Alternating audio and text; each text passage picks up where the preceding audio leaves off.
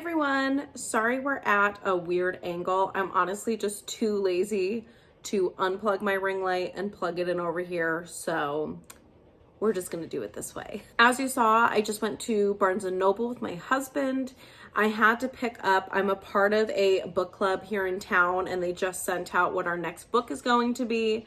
The last one was The Four Winds by Kristen Hanna, and unfortunately that book just did not work out for me. I don't know. I want to put it on me just not being in the headspace for a book like that. It was just too slow. I wasn't into it. I think I got 65, maybe 75 pages in, and it just was not doing it for me. Oh, there goes my text message. So I did end up DNFing it for now. It's definitely not a DNF that I don't think I'm ever going to pick up again. I just don't think where I'm at right now is a good spot to read it. So maybe in the future, I'll give it another try. So the book that the book club picked for our next book is Gods of Jade and Sorrow. And you guessed it, I know nothing about what this book is about. I do know, however, that Silvia Moreno Garcia is the author. Okay, I need to turn these off. I do know that Silvia Moreno Garcia is the author of Mexican Gothic, which is a book that's definitely on my radar. Whenever I go to Barnes & Noble, I always look at it and pick it up and then decide to hold off and get it another time. So once they tell us what date we need to read this by, that's when I'll start prioritizing it.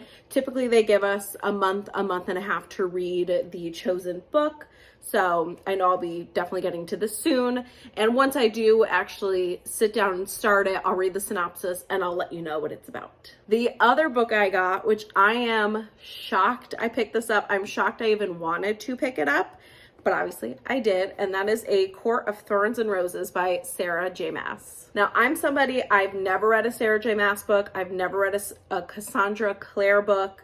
But I just keep seeing these covers everywhere. I keep hearing everyone rave about the newest one, A Court of Silk. I'm not even gonna try. The newest one, I keep hearing everybody talk about and seeing that cover. I'm giving into peer pressure here, and I'm going to attempt to read this and see if I like it. No idea what this is about. I just know that it's super highly regarded, and the people that do love this book, like, die hard love it. So I hope I end up falling into that category, and maybe I'm gonna discover a new favorite author. No update on the Song of Achilles. I'm still on page 58. I'm gonna make time tonight to read it. It's 7:40.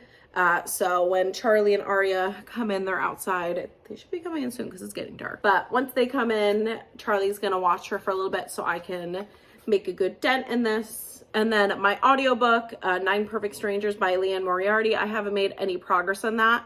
Typically, I listen to that on the way to go drop Arya off at daycare and on the way home. It's about a 40-minute drive each way. But Arya does not have daycare this week, so she will be home with me all week. So I doubt I'll get as much reading done as I typically do, but I at least get to spend some time with her before I go back to work in May. And then, totally unrelated, but I got this drink at the Starbucks in Barnes & Noble. This is she didn't write it on here. It's like the guava passion fruit drink, but the barista there recommended I get it with coconut milk and pineapple ginger syrup.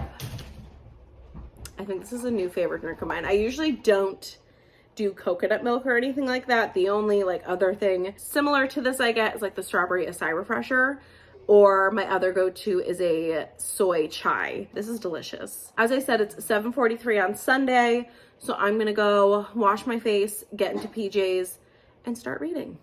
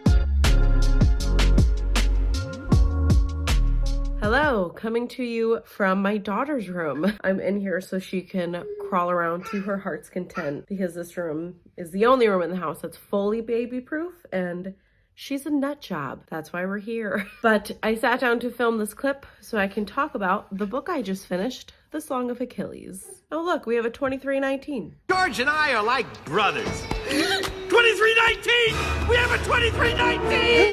For those of you that don't know the story, we follow Patroclus, who has just been exiled from his homeland for a shocking act of violence. And so he gets sent to this kingdom, which essentially takes in other youth that have been exiled, where he meets Achilles. We follow their friendship turned relationship. I don't find that as a spoiler. It is a romance novel. But we follow them throughout. I think this book takes place over 12 years or so. And we follow them all the way through to the Trojan War. That's all I really want to say about it because I don't want to spoil anything if you want to try this story. All I can tell you is it's a gay romance set back in ancient Greece, and it's beautiful. Madeline Miller, I've read Circe by her. She just has this way with words that is so descriptive and so powerful. And like, it's one of those things that I'll read a paragraph and I just want to go back and reread it.